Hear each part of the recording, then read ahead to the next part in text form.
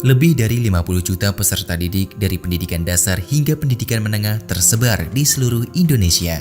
Peserta didik tersebut tercatat pada aplikasi data pokok pendidikan atau Dapodik. Namun saat ini masih ada data NIK peserta didik yang belum valid. Sebesar 16,8% atau 8,3 juta siswa masih harus dilakukan verifikasi dan validasi data.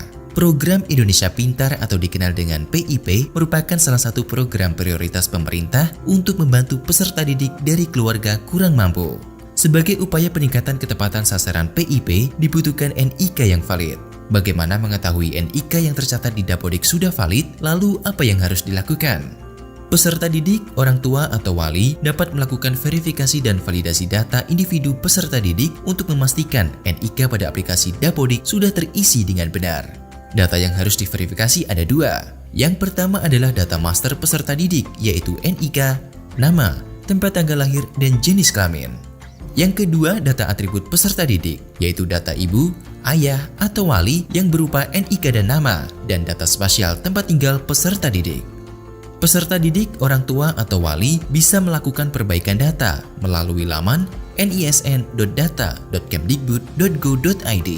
Tahap pertama yang harus dilakukan untuk mengakses aplikasi verifikasi dan validasi data individu peserta didik adalah mengisi NISN atau nomor induk siswa nasional dan nama ibu kandung di laman beranda. Setelah itu centang kotak kapsa lalu klik tombol cari data. Harap diperhatikan NISN dan nama ibu kandung peserta didik harus sesuai dengan Dapodik. Jika tidak sesuai, data peserta didik tidak akan disajikan. Tahap kedua, lengkapi isian data pada kolom verifikasi data identitas peserta didik, dimulai dari NPSN atau nomor pokok sekolah nasional. Pencarian NPSN dapat dilakukan melalui laman referensi.data.kemdikbud.go.id. Selanjutnya, tanggal lahir dan NIK peserta didik. Harap diperhatikan, NPSN harus sesuai dengan data Dapodik, sedangkan tanggal lahir dan NIK peserta didik harus sesuai dengan data Dukcapil. Setelah melengkapi isian pada kolom verifikasi data identitas peserta didik, centang kotak kapsa lalu klik tombol lihat data. Selanjutnya adalah verifikasi data peserta didik. Pada laman ini terdapat beberapa kolom data. Yang pertama adalah tombol profil. Tombol ini akan mengarahkan pada halaman profil peserta didik yang menyajikan data informasi peserta didik. Untuk kembali ke halaman utama, klik tombol close. Yang kedua adalah data identitas peserta didik yang meliputi NIK, nama, tempat lahir, tanggal lahir, dan jenis kelamin peserta didik. Isian data tersebut disesuaikan dengan data yang tercatat pada database kependudukan di Dukcapil. Yang ketiga adalah data orang tua atau wali yang meliputi NIK dan nama ibu dan atau ayah atau wali.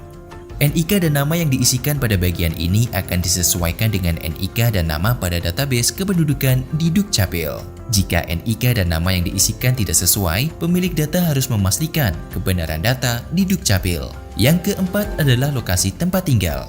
Pengajuan perbaikan data lokasi tempat tinggal peserta didik dilakukan dengan memilih titik yang sesuai pada peta.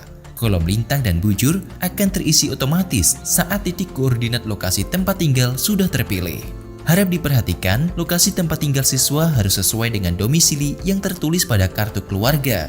Khusus penentuan lokasi tempat tinggal memerlukan persetujuan dari sekolah. Setelah semua kolom data terisi, pilih tombol klik di sini untuk validasi data. Maka sistem akan melakukan validasi data yang sudah diisi dengan data yang tercatat di Dukcapil. Jika terdapat data yang belum sesuai, mohon melakukan perbaikan data ke Dukcapil. Setelah itu, centang persetujuan tentang kesesuaian data peserta didik. Lalu pilih tombol klik di sini untuk melakukan pengajuan perubahan data.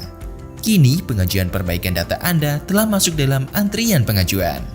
Proses pengajuan perbaikan dapat dipantau dalam kolom daftar pengajuan perbaikan yang terdapat pada halaman utama. Status pengajuan perbaikan data individu peserta didik yang menginformasikan pengajuan dalam proses, disetujui atau ditolak akan terupdate dalam kolom persetujuan.